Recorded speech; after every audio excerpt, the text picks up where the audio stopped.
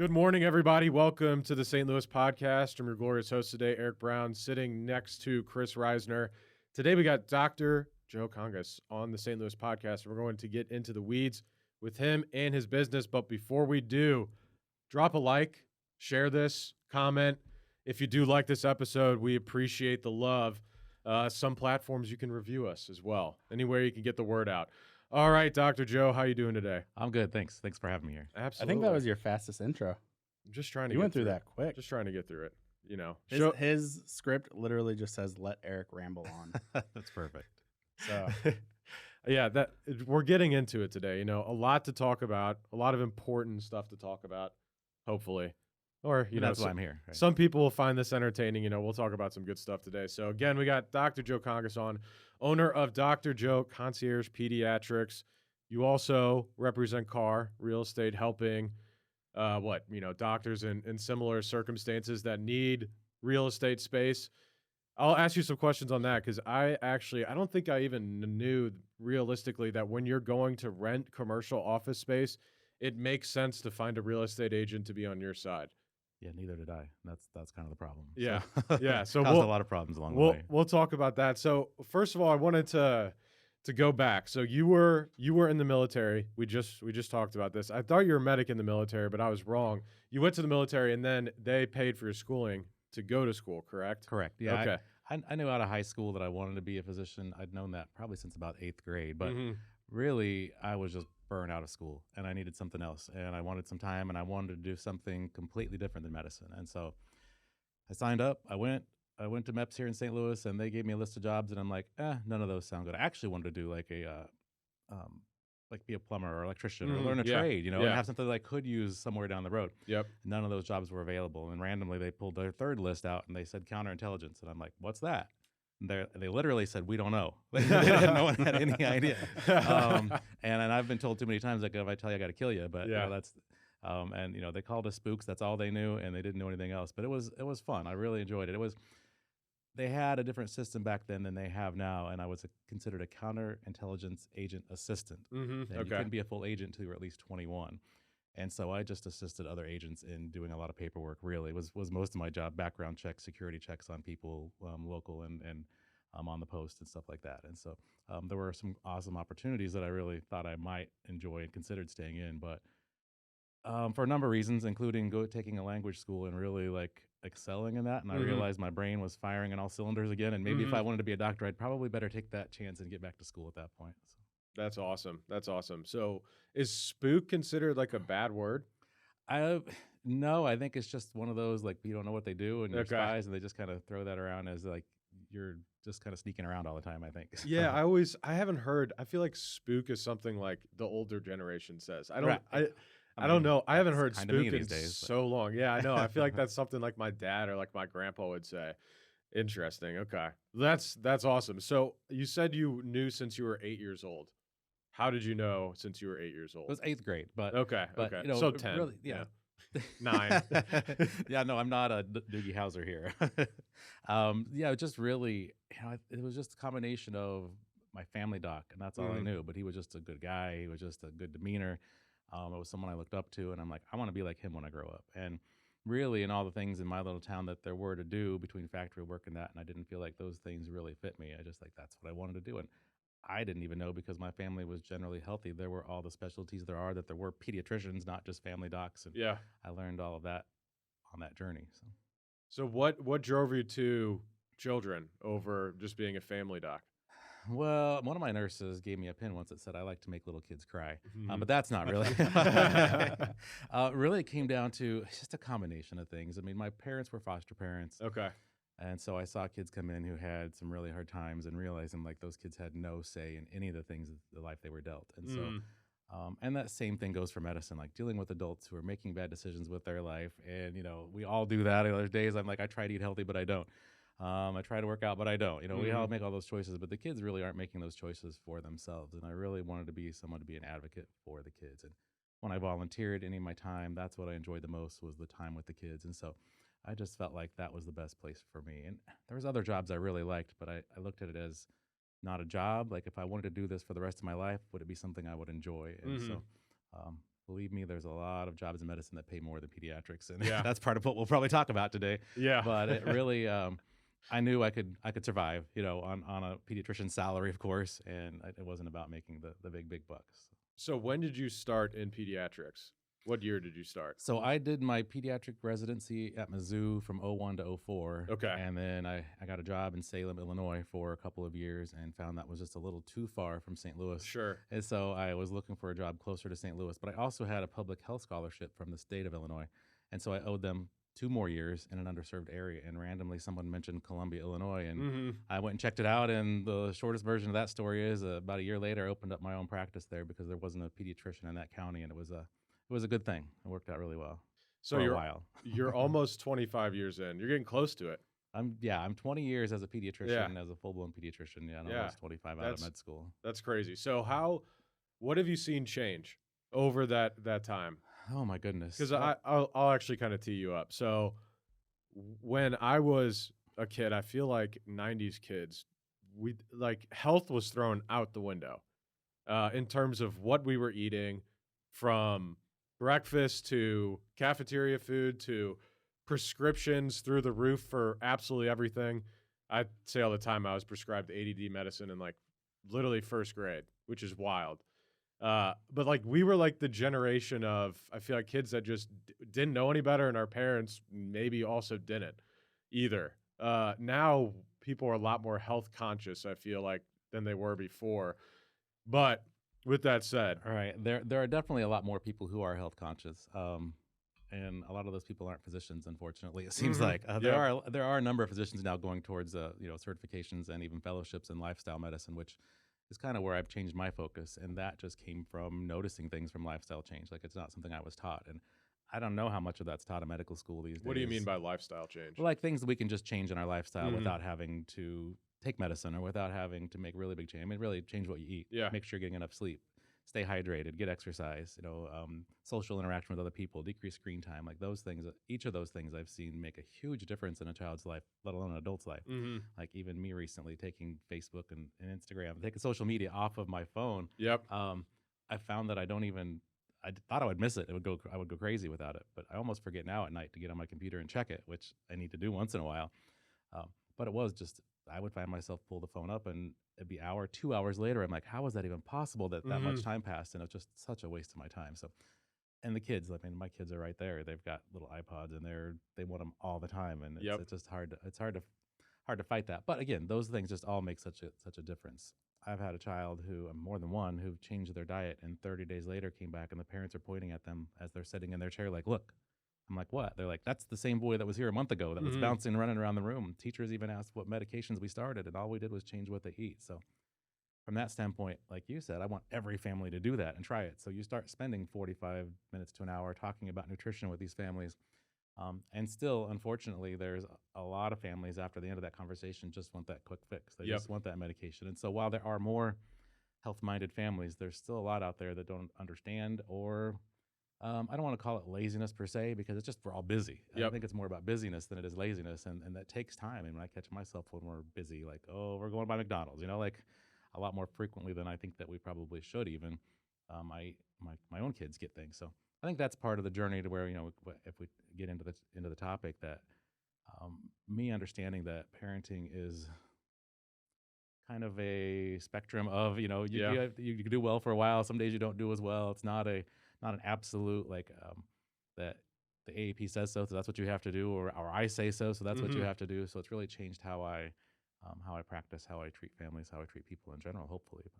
So, I've had a lot of friends and family who skip right over their kid being somewhat healthy and go straight to all the conspiracy theories, and they start cutting out everything. What do you think are the main things that make the biggest difference? I guess, would it just be food? Would it be screen time? It really depends on how the family is eating. And I have had families who have told me they've done everything I've said diet-wise and it's made no difference.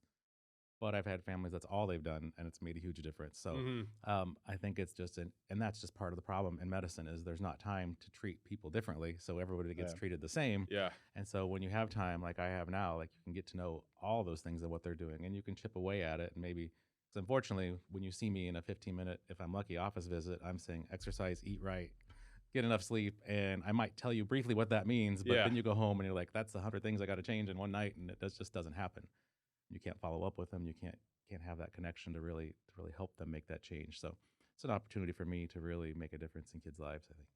So with food, is there a few things that you see that always cause problems? That is like one Red 40, is that really an I mean, issue? it I is, hear and about it all it the isn't time. for like dyes and it dyes isn't and for things every like that. child, but it really comes down to anything artificial. I like, Mhm.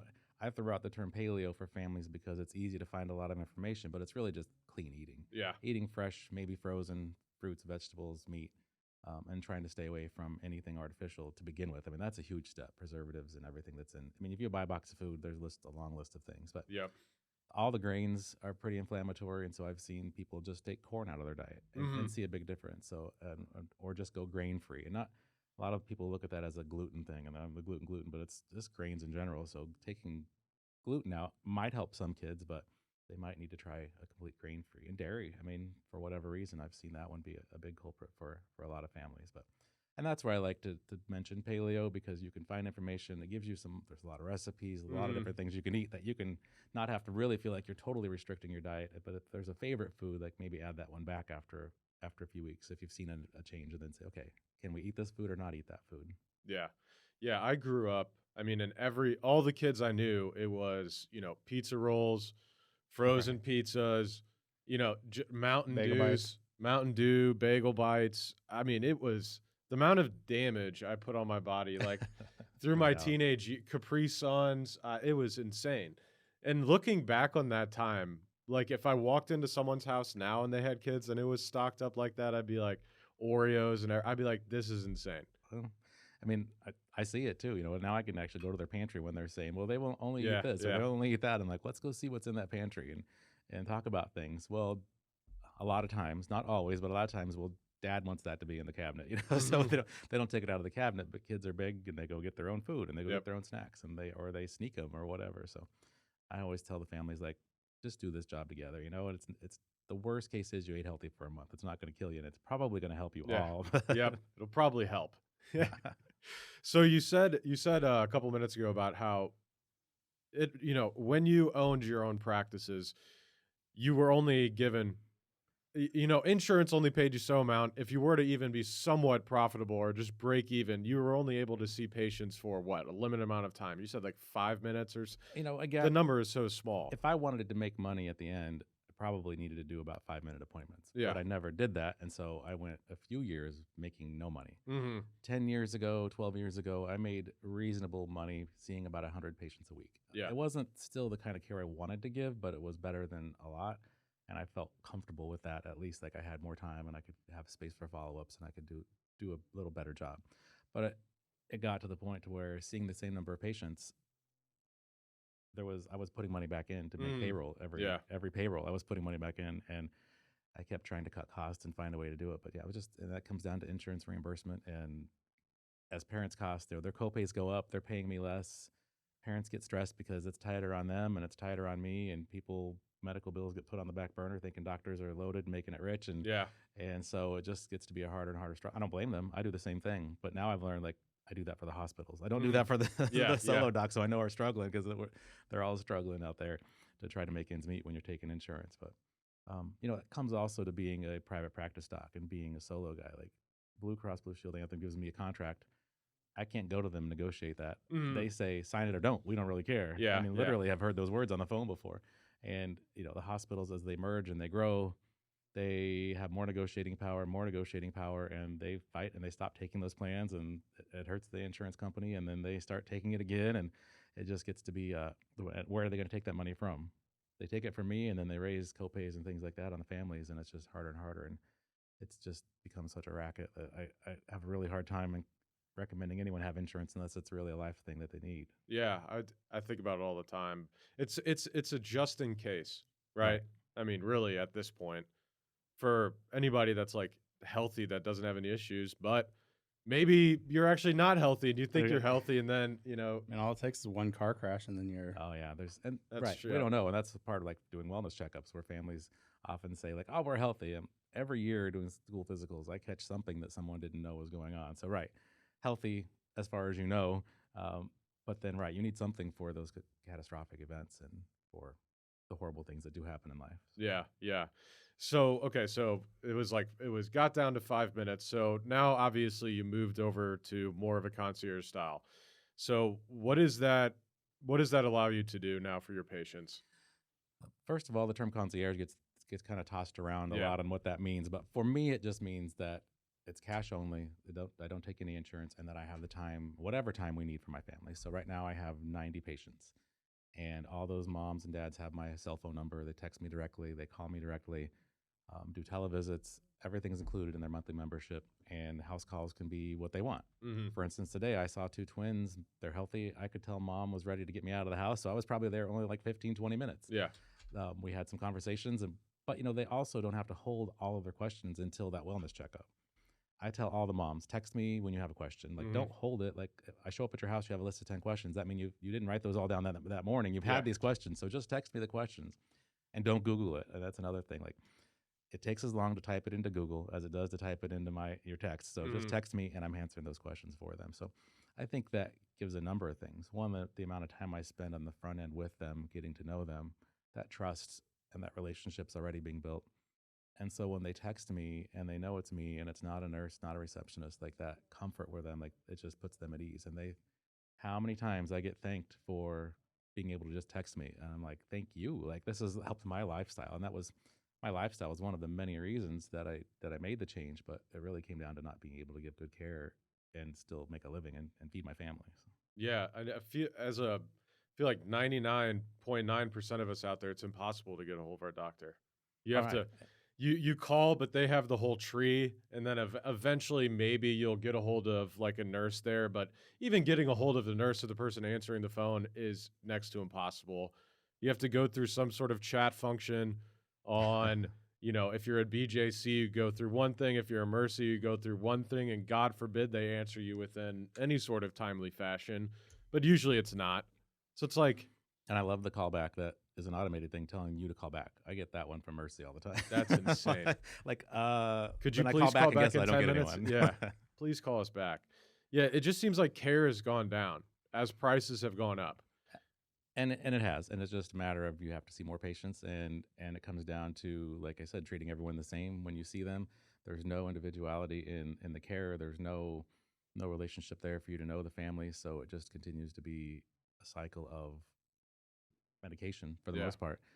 Even in my practice now, there are things that I can treat that I probably wouldn't have treated in the office setting, again, because it took too much time. Like, I would send someone to a specialist because I knew they would need a lot of education, and if I took that time, I would lose money. Now I can take that time. Or if there's something even I don't know, like I'm smart enough to know, there's resources out there for me to figure it out. Like, I'll take the time because I have the time to research, and maybe I'll just call that specialist and say, what should I do before I send them to you to help you save time and to save Mhm. this family money and time?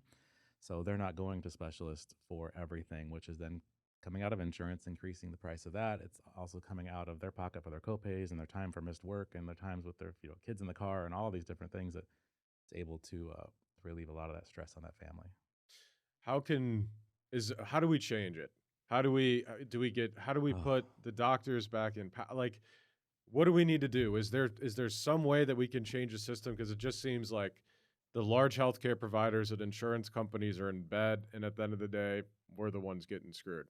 I think part of it would be having doctors involved more in hospital administration because find too often they're all about making the money. Yeah. And so, I mean, that's where like a lot of it started, overcharging, and then insurance has to come in and make up for that, overcharging for surgeries and things like that. And so it just has been a cycle of getting worse and worse and worse and fighting against each other. It's also hard when insurance companies are a business. They're there to make money. That's their Mhm. job. And their CEOs are making lots of money Yeah. at the expense of all of us Yeah. in our care and the health care that we're getting. I wish I knew the right answer. I talk to people about it frequently on both sides of the political party. I love to try to hash out some way to make it better, but I don't know that socialized medicine's any better. I don't know that. I've thought about that for kids for years. Like, maybe there needs to be something like that where kids have the access, and it just has to be paid well. We could go on to the Medicaid side next, Yeah. to where they pay Yeah. less and less and less every year, and there were lawsuits years ago, which is part of me opening a practice in Illinois, where there was poor access to care for kids. And so they added some fees on for pediatricians to be able to see kids because no one was taking Medicaid at that point. Interesting. Okay. And now they've found their way around that. And there was a big lawsuit. They added the fees, and now they have all these managed care plans, and they don't have straight Medicaid plans anymore. And now they are paying half of what everyone else is paying. And so it just gets, and then, like I said, with everyone else, the reimbursement going down, it just gets harder and harder for any private practice doc. So we got talking about the commercial real estate. If we get to that point at all, like when I've talked to doctors who are trying to start practices, like I'm discouraging any of them from opening an insurance-based practice. It just doesn't make sense. Really? Regardless of what profession they're, a dentist, doesn't any of them? The dentists still can get paid pretty well, and they also have a lot of cash services or things that they can get paid for. Right. They have a lot of upsells. Right. Yeah. Pediatricians, I mean, we can pierce a kid's ears, and that's not medically necessary, so Right. I didn't really do that either. Yeah, There's not a lot of upsell for a pediatrician. Yeah, I guess thinking about that, you go to your internal medicine providers. I mean, they're not selling you anything unless they're the docs who are doing the colonoscopies, and there's still some of those who do them themselves. You know, Right. They can get some extra money There we go. but there's not a lot. So yeah, when you're talking about primary care, it's about impossible. So. Interesting. Yeah. Yeah, my primary care physician has a sign on their wall that says if you ask them a second question that's not like already listed out on your information, they're going to charge you a second fee for it. I mean, I get it. I used to try to. That's so petty, though. It's I like used now to you try have to to go focus, in the yeah. system, though, and charge them more. It's Yeah. like that's whatever. No, and that's part of it though. There's only so much time and almost so much reimbursement. So if they're going to pay their doc, And they also do a lot with like Medicare and stuff. So Well, they're dealing they with just the have to system see a more than shitload of others. people. Yeah, Yeah, the problem is they just have to see way too many people. No, and it got to the point where I couldn't feel good about it. And I figured if I'm not going to feel good about it, I'm going to give a shot at this concierge service. And worst case, I go get a job and I tuck my tail and I get a good paycheck, and it'll be someone else's responsibility that I'm giving bad care, I guess. I don't know what I would have done there, but thank goodness this is all working out for me. Yeah, yeah. So with real estate, real quick, usually, any sort of dentist, whatever have you, they're usually going to get like a retail space. They're not going to go to like an A-class office space, correct? Right. Yeah. A lot of the office space won't even take medical or dental into their office space. So Interesting. Why is I that? think that might change. I think it's just they're worried about the clientele and too many people coming in and out. And I think, medical gets a bad rap if you're taking Medicaid, and there's the stigma there, even though that's ridiculous for the most part. But, right. It's just, I think they're gonna have to change that though, with office space being more and more open, especially following COVID. I've talked to people with the dental deal for 10 years that, the dentist probably won't leave once they've signed that tenure either, because they put so much money into it, and they're sitting there with this empty space still, a year later that they could have had filled, but they're still stuck on that not doing medical in there. I think they're gonna have to change that. But yeah, these doctors and dentists, they come out and they're just like I was for 18 years. You think you know how to negotiate like you do for a car, you negotiate price and that's it. And there's just so much more to it that I left on every deal I've done. Even though I learned some every time, I still left money on the table the last lease deal that I did. And I've talked to a number of doctors and dentists in this last year who are in leases. And when I have a conversation with them, they're like, oh, I think I got screwed. And when I look at their lease, I'm like, yeah, you didn't get a good deal. That's for sure. Yeah.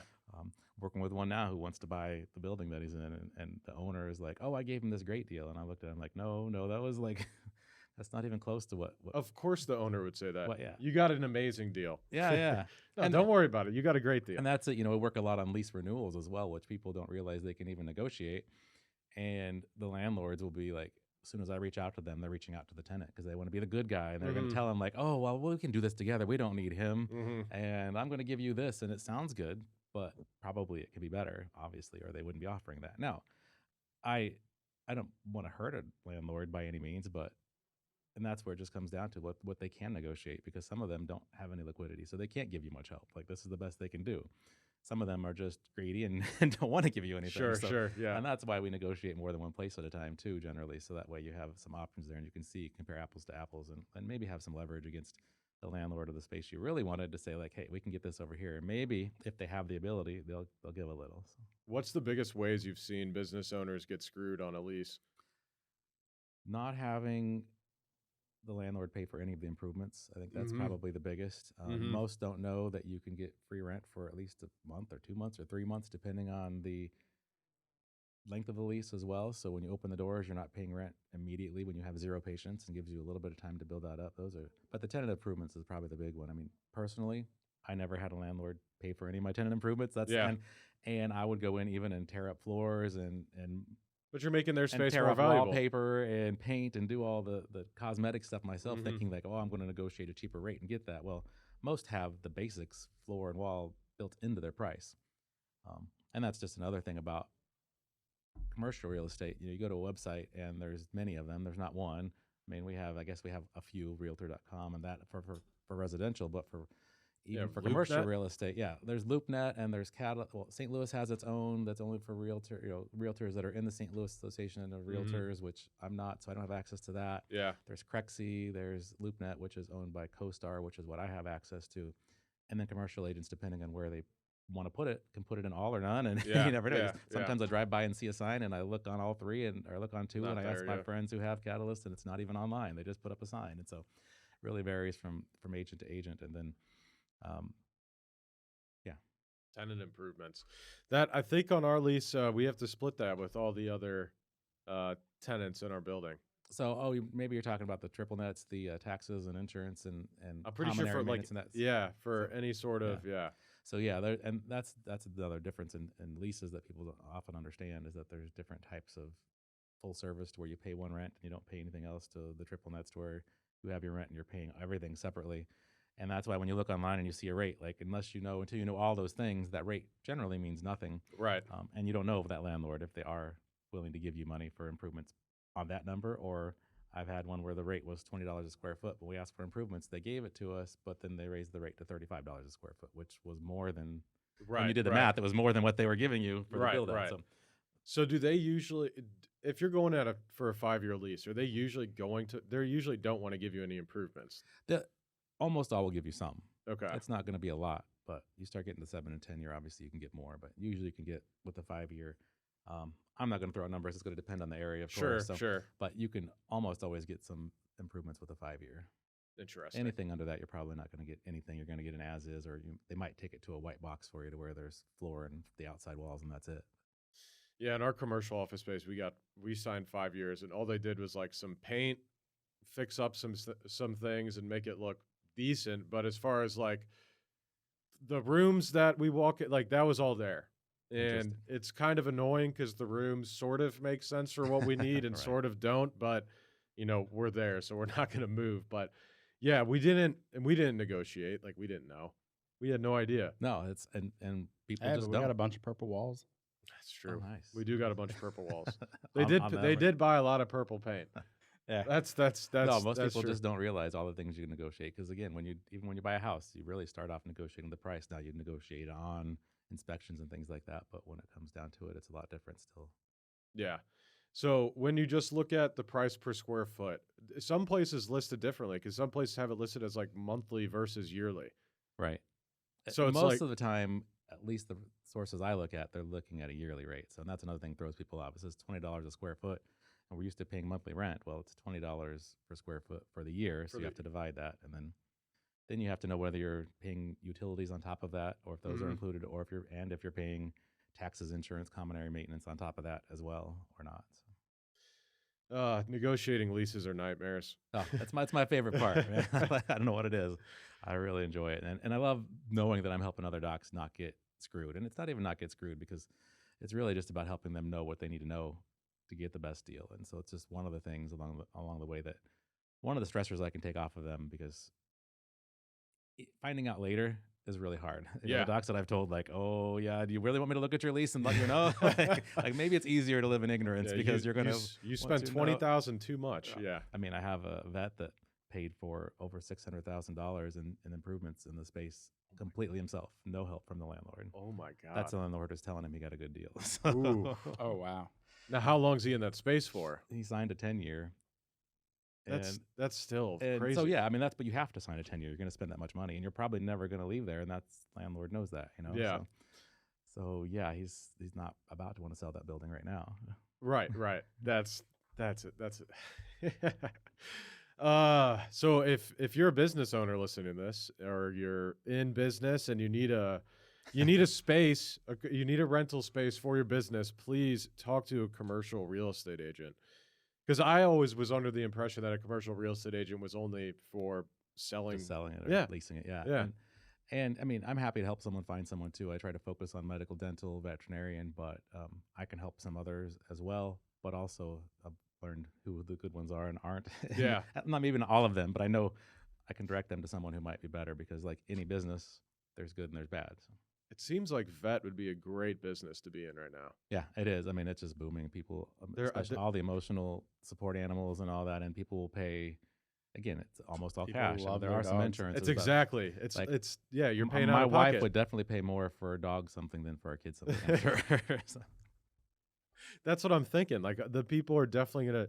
Everyone I know spends money on their dog, and like they have like dog insurance, but it's like it Yeah, it covers like doesn't- basic stuff and right. It's more for your shots and things yeah, like that. like immunizations. And it's and usually things more like expensive than the actual appointments are. right. that. Yeah, no, I agree. I've seen that. Interesting. Yeah, vets. I've seen more and more vet offices pop up. Like I feel like every 6 months I see a new one on Manchester. And then the lenders will give those vets and those dentists just all the money they want to open a practice because Yeah. they succeed. You try to get someone a medical practice opening up and knowing how insurance is like. It's not quite as easy to get the money Yep. for that. Yep. No, that's cool. And when you go to vet school, is it easier than I don't know what vet school entails. Yeah, I don't know how Comment if many you're a years. veterinarian? That's right. Tell Yeah, us. let us know how much Yeah, school you need. yeah. Because like in all would- the movies and shows, like if you're like in the in a gang or in a mafia or something, they're like, no, we can't take him to the hospital. We got to take him to a vet. I think it's the vet because the vets don't have to report the Yeah. people. Right? It's at the hospital they have to report it. You know, Oh, that if makes there's like sense. a Like- gunshot wound, like the hospital has to tell the police. Like a vet, if you know one, I guess who's willing not to tell. like, Yeah, they're yeah. not And vets are mandated usually 'cause also they don't doing the treat people. surgery too. So Yeah. Interesting. But If yeah, you- I if would you're a think vet vet school that can take bring gunshot my wounds, vet you on. There you let go. me know. Let us know. Yeah, There let we us go. know. I think the vet school would be harder because you have to learn all the different animals and the differences in what they do than it would the There's medical so many school, different so. animals. Yeah. I look at veterinarians like pediatricians though, because you're kind of guessing a lot on those babies too. Like they can't tell you what's going on, so it's a lot of the same kind of work. Well, I was just talking about, were we talking about this at the office? Maybe we were. I was saying about how now I feel like back in the day, dogs like didn't take medicine. Now every single dog I know is on medicine. I think we talked about this on the podcast before. But it- Katie's dog Oh yeah, that's has what it was. had epilepsy since recently or since Yeah, it was the a dog few was weeks born. ago. The dog was diagnosed a few weeks ago, Yeah. and they put him on medicine, and they did a bunch of things. Listen, I grew up in the '90s. If my dog had a problem, I was told that he would be put down, Right. and that was the only Life option. has changed a little bit, right? Yeah. We lived in the Go country get and the our dogs shotgun would just from the disappear. closet. You know? Yeah. You're not putting your dog through chemo treatments. Like that just doesn't Now it they're Is that a doesn't thing? make sense to me. And now they all Is have that a thing? anxiety. Yes. Yeah. Oh yeah. Really? Yeah. People are Interesting. crazy about their dogs. I know people who have gone to like $40,000-$50,000 in debt for their dogs. And I'm like, I love my dogs. You but, hear it like, on the holy pod right now. That's right. Chris is not spending $10K on his No. dog. He's taking it out back and taking a shotgun. We call that toe bash, right? In the army. I mean, I don't know if I'd use a shotgun. What are you gonna strangle it? What are you gonna get Possibly. some Like, I am chloroform or whatever and put it on a rag and I don't think Choke I it want to out? know. I am Where Legend is this just conversation hold going? it. I don't know. I don't know. It's the norm Any- around here, though, right? Anyways, dogs, yeah. Hey there, St. Louis podcast listeners. We've got some exciting news from our sponsor, Farmers Insurance of St. Louis, led by the man, the myth, the legend, Mark Lee.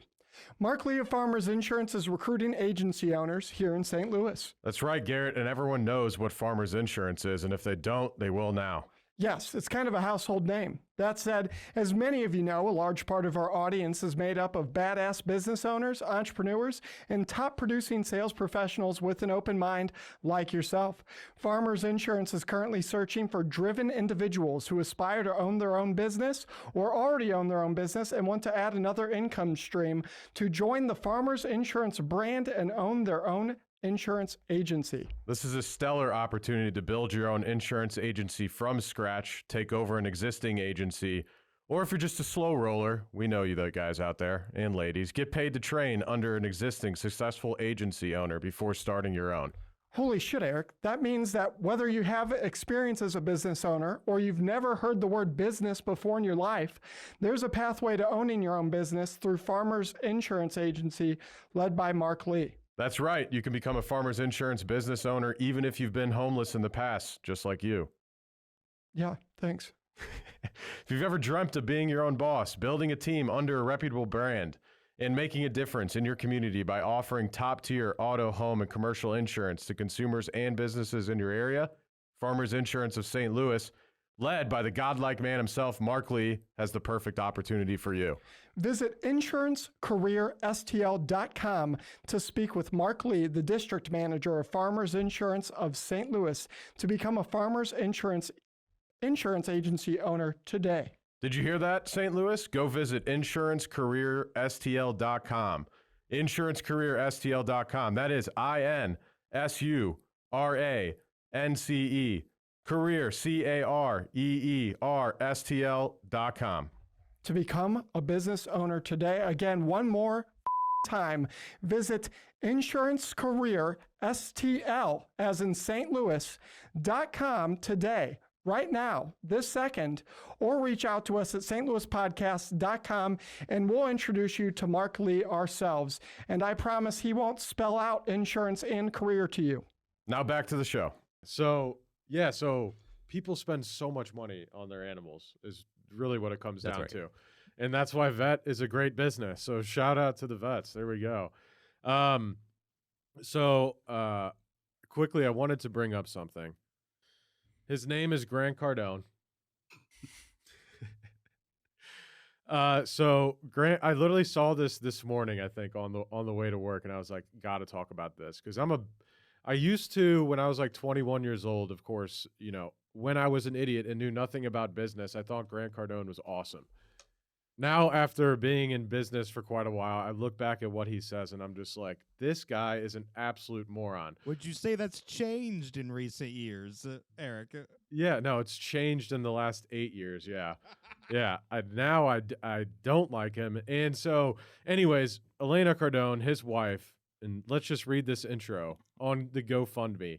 My name is Elena Cardone, and I am a wife of Grant Cardone. Grant, what does that mean?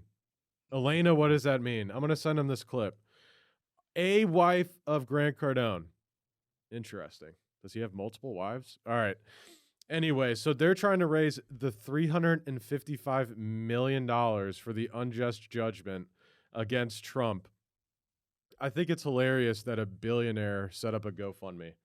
And I think it's hilarious that these people would set up a GoFundMe supposedly for this judgment that Trump is never going to pay this. Like, this would be just free money going to someone. $680,000 have already been donated. You people out here. Lisa Copeland, Patrick McCullen, Kimberly Hall, Fred you can start naming them. The names are on here. You can go. No, this is public. Your names are on here. There are people donating $10,000. I'm like, is this just like some sort of money wash? Are the Cardones just like sending money back to themselves so like they don't get taxed or something? I'm just massively confused. One person on there actually donated $10K. Like, it's not smaller. Multiple people. Oh, this is just straight up a money laundering scheme then. That's what I'm thinking. There's something going on here. I don't know what it is. 13,000 donations, $680,000. Wow.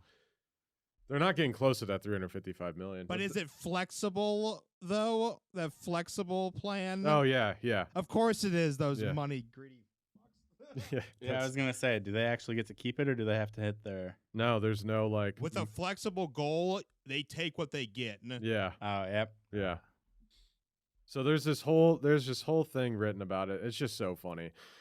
I'm like, of course, Grant. Grant is the same person that makes fun of people for making $400,000 a year and says, "How do you live off that? You're broke." And is the same person that says, "If you spend your last money on my course." I forget who he had. Damon John on the podcast, or Damon from Shark Tank.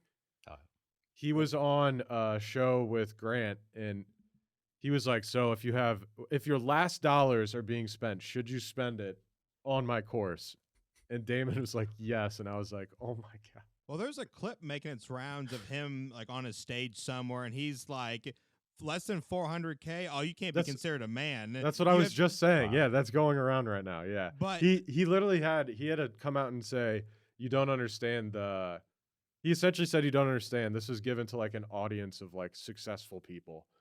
So he was like, he's like, these are all millionaires. If you're not making $1 million, you're broke. Yeah. So this is also the same guy that's like, if you give me $1,000, here's how I 10 times my money. I'd take it. I'd go find someone that has 10 times $1,000, and I'd have them give me a loan for 10,000. You know. Yes. And it's like he's the ultimate money guru. Idiot. Money guru. Money guru. Yeah. Right. It's hilarious though. Anyways, so I just thought that was funny. Thoughts? I got stuck into a Grant Cardone sales like on his list, and They it call has you? been hell. I get text all the time from him. What do you mean? They put me in a group chat. They rename it like the 10X group or whatever. They always put Vi Media. They finally figured out the VIE is capitalized. Thank God. wait, Had to yell at them multiple times about that. wait, they're illegally texting us? They're not illegally texting us. I did sign up on the thing. I haven't actually told them no. That's your fault then. No, I know. I like to see what they do. I like to see what the high pressure sales tactics are like. Do you have it on your Remember phone? I did no, I usually delete them. But remember I did we did that meeting. It's just like Or I watching did a a train meeting. wreck. You I just did can't like turn an away. hour-long meeting with this guy who was like selling, like hard selling me on the course. And I was like, I'm not doing it. And he's like, great. I need to hear no from you 3 more times. And I go, no, no, no. And then we sat on the phone in silence for 2 minutes before I hung up. Wow. Shout out Grant and Elena Cardone, one of the wives of Grant. So I want to know who wrote that, right? Because there's no way, like ChatGPT wrote that. 10X Vi Media. Oh, here we go. GC has invested $14 million into this event. So what it Yeah. says. 14 million to put this on. How about you put 14 million in this fucking GoFundMe that has $680,000? Get out of here with this shit. Trump don't need your money. All right. Anyways, so I just thought that was Oh, hilarious. I was gonna bring this up. Royal Pains. dude, Royal Pains. I've never seen it. What? No, I never have. Come I on. actually saved it on Netflix on my list because everyone keeps talking about it, but I've still never seen it. It's on. Yeah, Honestly, it's great. it's on Netflix now. It's. Is it better than Resident Alien that I'm watching right now? I turned that on. And I was like, what the hell is this? Yeah, I didn't like It's it. something I can have on and work at the same time and never get behind because nothing ever happens. So. The actor in that show is interesting. He's been in some stuff. The Resident Alien guy. It's made me chuckle a couple Uh. times, but it's pretty bad. Royal Pains is great though. Yeah, back to But it's one of Pains. those shows that it just goes in a circle. At it. It's the same episode Same story. over and over and over. Something happens to one of his patients, or he gets called. He gets called for something. He's in the Hamptons, Okay. so it's beautiful homes. Just like St. Louis. It's on the beach. Yeah, exactly like St. Louis. Exactly. Sorry. Not to dog on St. Louis. I love St. Louis or I wouldn't it's be like, here. It's like, oh, that's right. I can go start a concierge in the Hamptons. All right, see what was ya. I thinking? We'll see you guys. But yeah, Royal Pains is classic. It's like the ultimate, like, early 2010s show. So it's still like cheesy. It's got like the cutscenes. It's still like it's got the music, like all of the classic things of like a 2010 They're show. not still making Did episodes. you watch No. Burn Notice? No. Because I think it's the same creator. That makes sense. Like it has like a lot of the same structure and stuff. Yeah, that makes sense. I know Burn that they were both on USA. Burn Notice is USA was putting out fire back Dude. then. Burn Notice is so cheese. Yeah. It's so cheese. I love that show though. The actor in it's so good. He's just him. The Yeah. face and everything. Just his whole attitude on the show is so funny. Yeah, Michael Weston. He has just the most plain ass name, Michael Weston. Like, I mean, he's a spy. The explosions in that. He always has a one-liner. He always says, or he says something cheesy every time he kills someone or something. I forget. He always has one-liners that he says. It's hilarious. Anyways, what'd you want to say about So Royal with Pains? counterintelligence, did you ever have to burn any spies? No, I couldn't tell you if I did. So what? Actually, what? Were you in the Navy and the Army. Army. Sorry. Okay. So were you front facing? Were you in the field? No, I was at a desk pretty Okay. much the whole time, Okay. working at Fort Carson, Colorado, on the post security. Fort Carson. Where is that at? Colorado Springs, Okay. So okay. beautiful. Yeah, I was about to say that's great. So And, how and that was were, back 30 years ago. We could take a van up to Vail, Breckenridge, $40. Wow. Ski include, and then $4 for each set of equipment that I needed. So skis, boots, coat, anything I wanted to rent was $4. And so for $80, we'd go Yeah. spend the day at Breckenridge. And yeah, I didn't do it nearly enough times, but I did it a few times. It was awesome. That's insane. To go to Breckenridge now, a lift ticket if you're just going for that day is over $200. Wow. It's like $250. And then skis, you go for skis and helmet, it's going to be another $100. So This you're is at all back least before Sonny Bono, so we didn't wear helmets back then. Yeah. Well, I'm glad that my mom is a physical therapist and dealt with a lot of brain injuries when she was first started, and she made me wear a helmet skiing, and I have bashed my head multiple times, and let me tell Sure. you, I'm glad that I had a helmet on every single time. I see so many people still not wearing helmets. I'm like, I don't know. I mean, I don't trust. you I know don't how I trust feel about other helmets, people. so. Yeah, I know. No, yeah, the helmets are super. I bashed my head BMXing too, because I used to BMX back in the day. So Right. I always wear helmets. Were you a helmet kid? Yeah, I always had one. After Scotty Kramer was wearing a the full face helmet, he fell and ended up with a concussion and was paralyzed or something. Oh, wow. I was like, okay, you need to be wearing a helmet for anything you do. When was this? It wasn't that long ago. It was like 10 years ago, Is 8 years ago. See the BMX? Yeah. Yeah.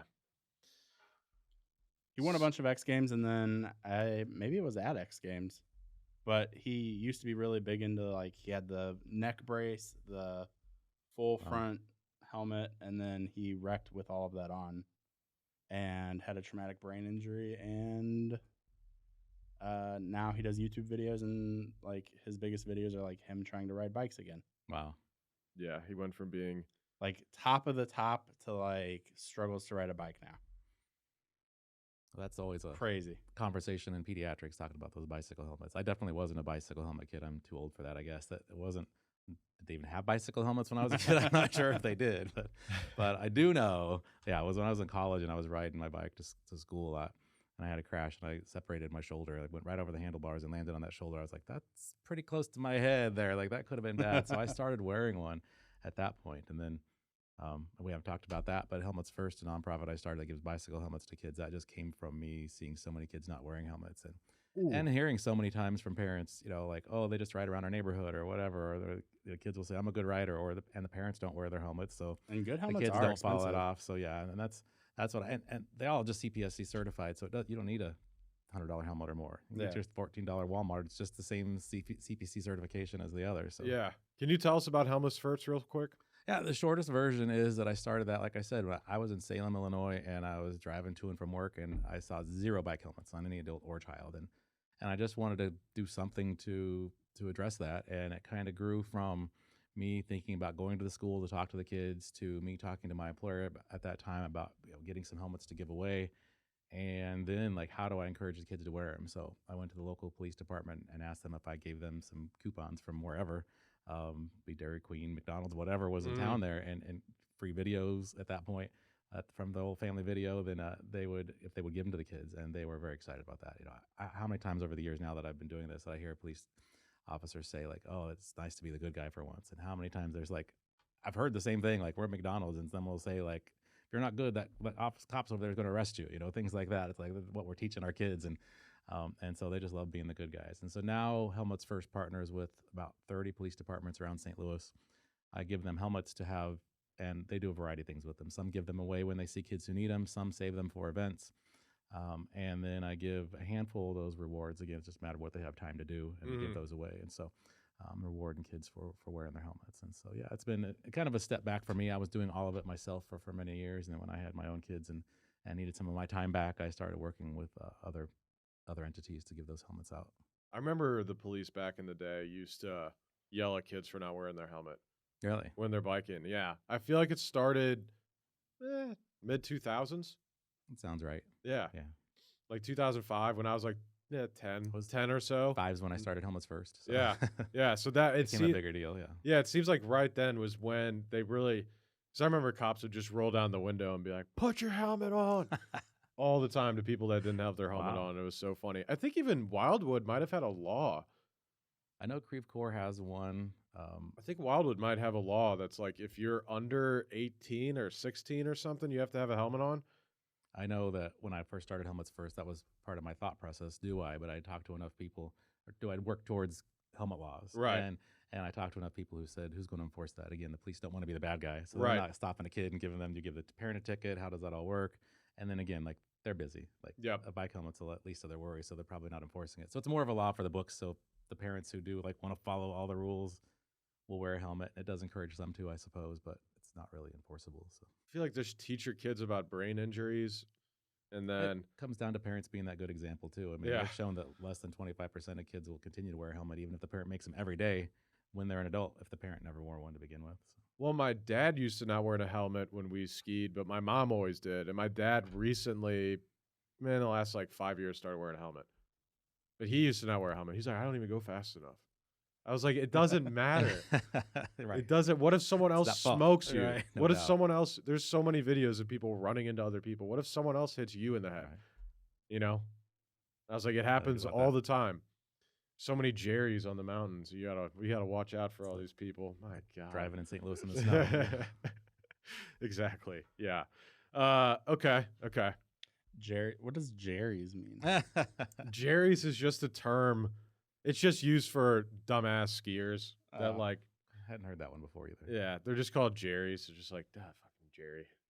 I was gonna let it go, but Are you then sure I that was like, didn't ah. come from World War II there, Eric? Why is Jerry referred? Hold on.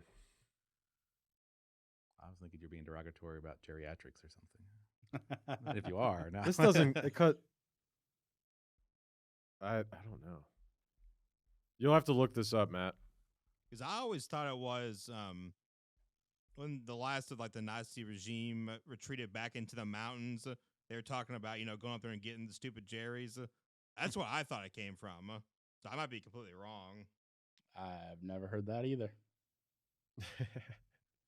So yeah, I don't. It's just a term used for assholes on the mountain, pretty much. All right. Yeah, that's it. Well, Must have been yeah, someone but named Jerry once. yeah, yeah. That would Yeah. work then. Yeah. It's like the Karen. It's The Karen. Jerry is the Karen. Yeah, it's a I want to meet the original. it's a Jerry. male You Karen. gotta be a That's it, real right. asshole. That's to called a have. Ken Right. now, though, right? A Ken doll is a male Karen. No, not Ken. I thought it was a Ken. No, Ken's a homie. What's the I male am version Kena. of a Karen then? Well, Ryan Gosling's a homie, not necessarily Ken. You haven't seen Barbie, so it doesn't matter. I never will. Never Please will. no. Only if my kid, when I eventually have kids, hopefully, if Jesus, if my kid makes me watch that movie, I will watch it. But that's the only way.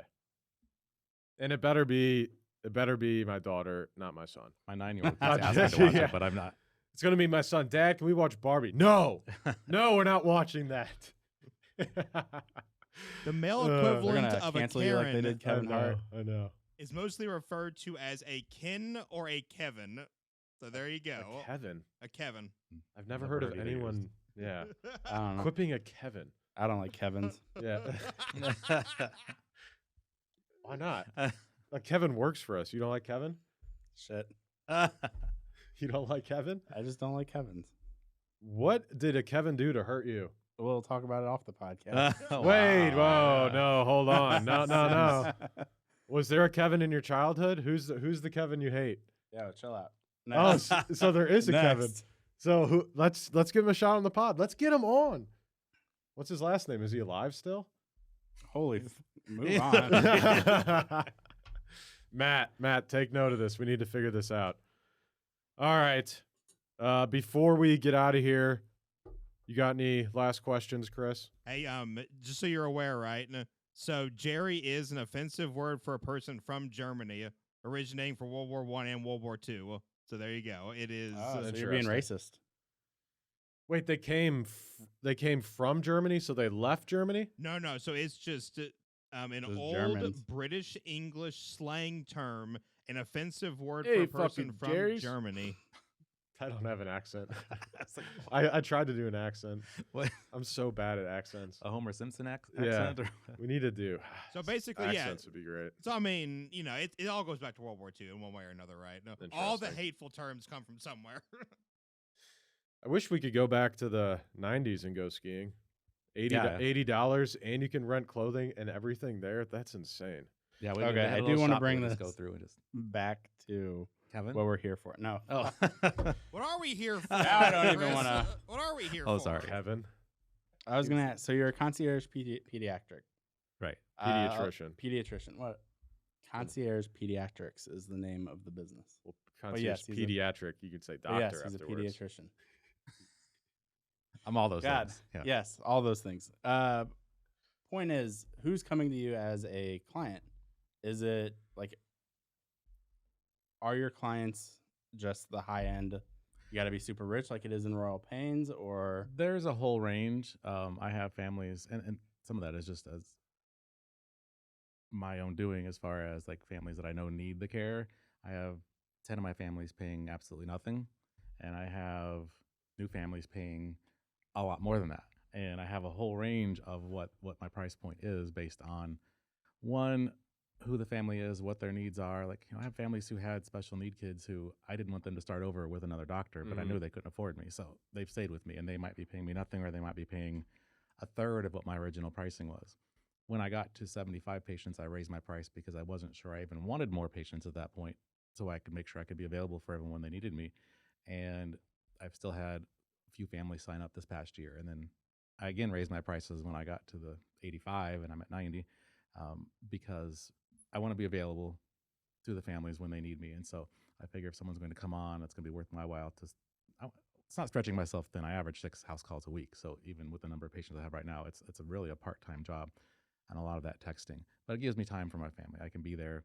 Like, I try to schedule everything between 9 and 3 so I can drop the kids off at school, pick them up from school. I'm an older dad. Like I said, I'll be 54 here in a couple months. And my kids are 7 and 9. And so I waited later in life so I could be a part of their lives. And with the insurance practice, I was chasing the dollar and I was working my butt off, and I was never home. I was working 7 to 7, and then I was coming home basically dinner, tuck in, and then back to work on the computer until late at night. And that all needed to change. And so I'm available for my kids as well as other families' kids. And so there is a range. Again, even people wanted to sign up now, like, it's all a case-by-case basis. Like, I'm happy to talk to people about what their needs are and why they think they need me or want me to do that. And right, some of the families they just like to have a doctor come to their house, and that's all the difference is for them. Some want to talk about lifestyle. Some want to be treated with respect regardless of their healthcare decisions. And so, I said I have families on the full spectrum of, we won't talk about COVID because I know Yeah. you don't want to go there, but Yeah. from the, like, they don't want to leave the house because they're afraid of COVID every time there's a sniffle, to families that don't believe COVID even exists, and everything in between there. And I think that just, says that I'm treating people fairly and gracefully and kindly, and that I understand, like, we can have different opinions. My job is to share mine with you, though. And so as long as you're okay with that, like, you take that information and use it and do what you think's best for your kids.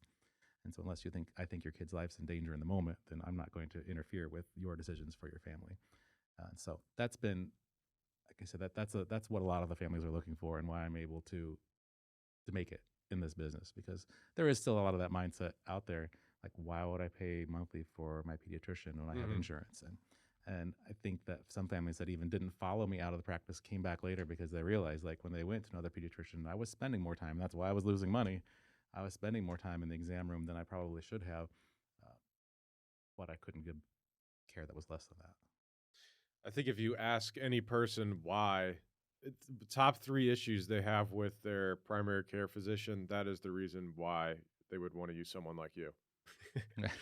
Literally, the top 3 issues you have, you don't have Whatever, those yeah. issues here.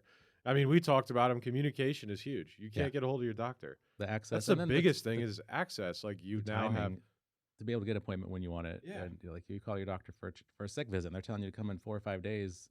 Yeah, well, I want to feel better before then.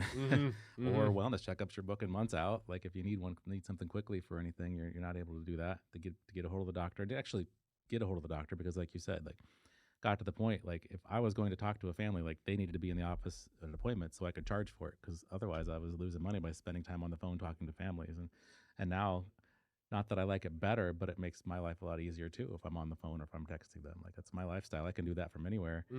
But that access for them is so much more convenient as well. And then, I mean, when it comes to kids sitting in the waiting room with other sick kids, like you don't have to do that. You don't have to get your sick kids out and put them in the car and load them all up and they're puking or whatever. Like I come to you. There's no more getting the newborn out in the weather or getting them out to the office visit to where everyone's got RSV, you know, and they I always thought that was weird. That when you're sick, you go to the doctor's office where everyone else is sick along with you. But if you're healthy on a checkup, you're sitting next to a sick person. there are people who I mean, Why don't they a have lot like of a us try to sick wing schedule. and a healthy wing? There's My do doctor that? did, Really? there are Yeah. docs who do that, and I still say though, one, but then you they go to a walk you wellness. around to the other Yeah. side of the room. You're all walking anyway. through. If even on a wellness checkup, like the family comes, so one of those kids is usually sick. So even if you're sitting next to a healthy family, someone else is in the waiting room sick. Even if you have the wellness side, Yeah. on the sick side, you have strep and flu and COVID and RSV, and so they're all sharing. So it's not really beneficial either. So I've always been one to when I had an office, even try to get people just not even sit in the waiting room, like have the extra exam room, so I could take them straight to a room, so they're not around other kids. At least they're not getting sick in my office. Hopefully that way. Right. But now you can keep them at home, or like I said, the babies they end up puking or pooping or whatever. You're trying to get out the door, and the newborns are always late for their appointments. Well, I'm not late. Like I show up. Like I think I've been late twice in 2 years showing up for someone's house because an appointment before ran longer than I expected. But even then, I'm texting you saying, "Hey, I'm running behind. This is what time I'm going to be there. GPS has me here at this time." And so, but you're comfort of your home too. So it's not like you're sitting in a waiting room with your sick kid. They're comfortable. Yeah, it's because you're sick. You don't want to do anything, but then you're like, no, we got to go to the doctor. And you're like, oh, I'm literally dying right now. And then if you have other kids, you got to get all the other kids Yep. in the car as Yep. well. So yeah, there's the convenience part is huge as well. I just had not COVID and not the flu a couple weeks ago. Okay. Right when I got back from Colorado, the next day I was dead for 2 days. So I don't know what's going around. Everything, but Yeah, I know flu's been taking people down for a week at a time this round. I've heard a number of people missing work for a full week from influenza. So maybe I don't know if they're milking it or if they're really Yeah, that sick. that's but- crazy. Well, I got tested I went and And got tested for both, and it was negative. And if you were at Mardi Gras, you probably came home with COVID because I know a lot of people that went Really? to Mardi Gras that I didn't ended go. up with COVID a few days later. So I didn't go to Mardi Gras this year. I was thinking about it. And looking at photos, though, I was like, my God, thank God I did. Like that, it looked insane down there. I bet it was so warm out that weekend. Yeah, it looked insane. And last year I went and I like walked around for like 2 hours and left. I was like, I don't know. I'm getting You too saying you're old. getting I old? guess. Yeah, I guess that's I'm what you're getting too saying. old. I'm like a bunch of. It's just everyone just getting hammered. Like people were throwing up and pissing all like over 9 the a.m. place. I was like, this is a madhouse. Oh, I do hurts growing actually. up. Yeah, I know, right? I do actually have one question for you. Because we talked about burnout in marketing last week, actually. So in healthcare, there's a big burnout, especially with like nurses, things like that. Is the reason being the same thing as kind of you with dealing with patients and also probably dealing with really a healthcare system that's not built for them to succeed either? Yeah, I mean, doctors, for a number of reasons, right? Having to see too many patients, having therefore to treat everyone the same, not having any relationships, having to get everything pre-approved. So doctors, I mean, at my office, even there's so many times to where I had to be the one to get on the phone to call an insurance company to get something approved that was the best treatment for them, and like jumping through all those hurdles, and that's not making me money. That's Right. I'm losing money when I'm sitting on that phone doing that, and so take just that stress that's involved. Yeah, they're burning out quick and young, and that's that's kind of my goal with what I'm doing here to show. My next stretch with this next price point, especially, is to show a proof of concept. Like, hey, you can have 30 patients who pay you $10,000 a year and make $250 and do 2 or 3 house calls a week. And maybe it's not the hospital salary, but it's also none of the stress of that hospital either. And you Right. can actually have relationships and treat people the way you want to. 'Cause that's the other part. You work in a system, you're told how you're allowed to treat people. And I know even like lactation consultants, for instance, that I work with, if they were in the hospital system, they had to say certain things, and they're allowed to step outside of those boundaries. And so, just to have again use some common sense along with medicine, I think that's been lacking a bit, and especially in the last few years. But in general, like that's why it's called medicine, because that's what we do. We prescribe medicine for everything. Yes, I know. I've said it multiple times on here. I'm against any type of medication unless like someone really needs it. But I'm like, I don't want anything. I don't want to put any of that shit in my body. Did you take anything when you had your whatever down and out? No, recently? I mean, they didn't give me any anti or amoxicillin or anything. I didn't get anything, no. So I was just taking. I'm impressed, because it seems like you go to an urgent care, you have to. Did you go to the doctor at urgent care? So urgent it care. seems like that.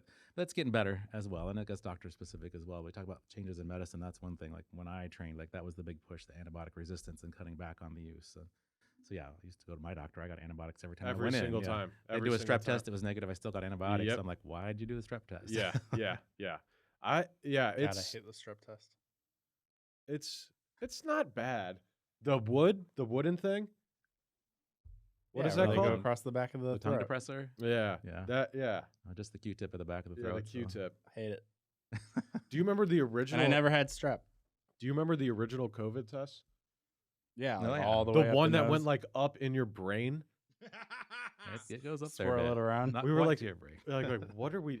I was like, It are you hurt about so to? bad. It was horrible. My kids, if they see the box come out at home now, or anything comes out that resembles a COVID test, they're like running from me crying. Yeah, massive PTSD. Yeah, they're like, get that thing away from me. Okay.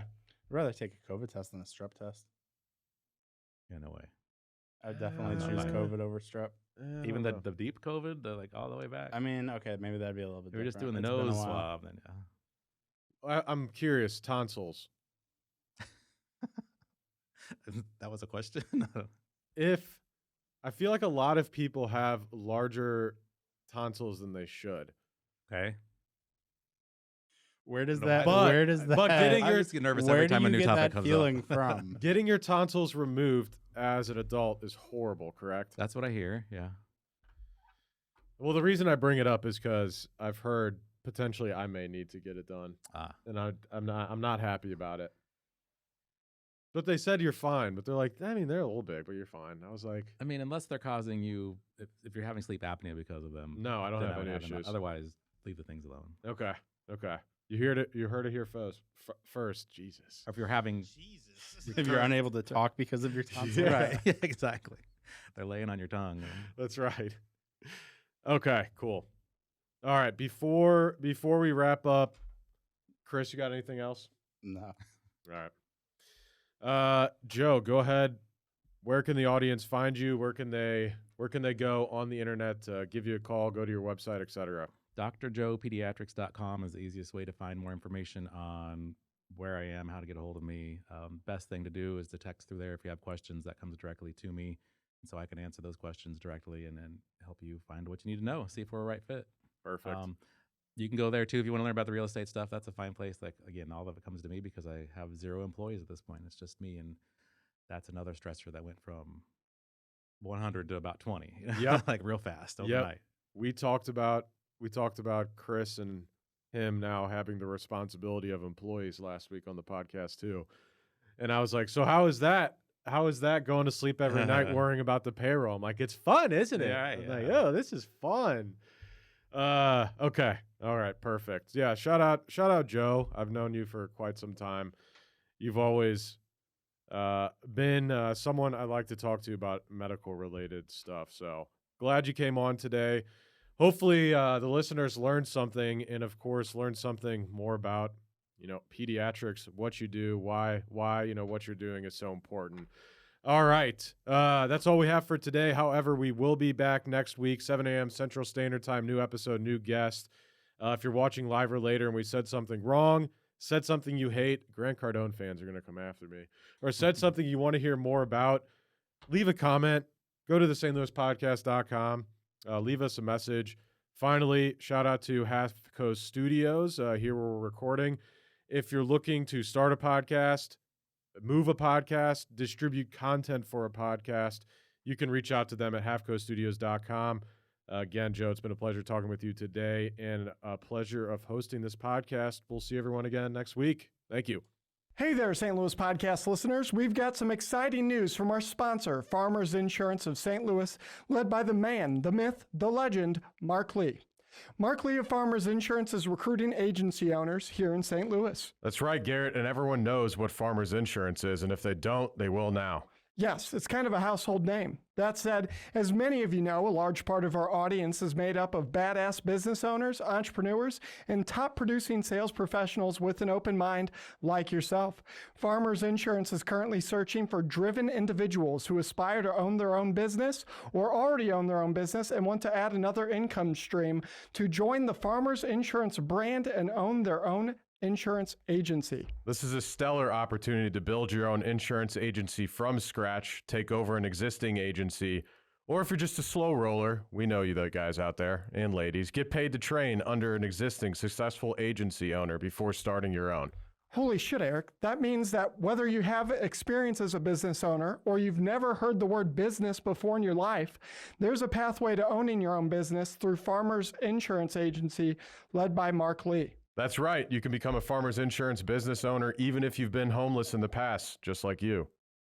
Yeah, thanks. If you've ever dreamt of being your own boss, building a team under a reputable brand, and making a difference in your community by offering top-tier auto, home, and commercial insurance to consumers and businesses in your area, Farmers Insurance of St. Louis, led by the godlike man himself, Mark Lee, has the perfect opportunity for you. Visit insurancecareerstl.com to speak with Mark Lee, the district manager of Farmers Insurance of St. Louis, to become a Farmers Insurance agency owner today. Did you hear that, St. Louis? Go visit insurancecareerstl.com. Insurancecareerstl.com. That is INSURANCE. Career, CAREERSTL.com. To become a business owner today, again, one more time, visit insurancecareerstl, as in St. Louis.com today, right now, this second, or reach out to us at stlouispodcast.com and we'll introduce you to Mark Lee ourselves. And I promise he won't spell out insurance and career to you.